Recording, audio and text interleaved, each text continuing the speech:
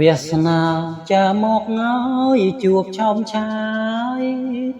នៅនាเมืองไทยដីធំសងហមវងភ័ក្រភោផង់សែនសំត្រឹងត្រង់ដូចច័ន្ទពេញវងកណ្ដាលមេឃខៀង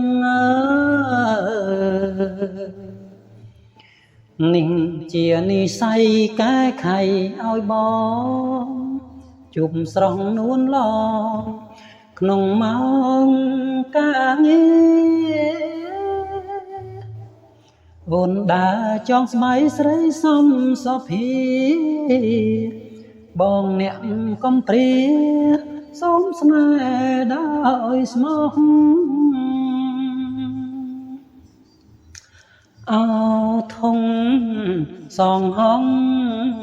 ចំណងស្នេហ៍ខ្ញុំអ្នកបានផ្សំគុំខ្ញុំនឹងឆោមស្រស់ជាប្រពន្ធប្តីនិស័យស្នេហ៍ស្មោះតស៊ូស្លាប់រួមចំពោះនឹងគ្នាបងសូមស្ម័គ្រស្មោះចំពោះជីវ៉ាគ្មានថ្ងៃសាវ៉ាចោលស្នេហ៍ឡើយលំបាកយ៉ាងណាក៏មិនរាថយសូមទេវតាជួយឲ្យដូចបំ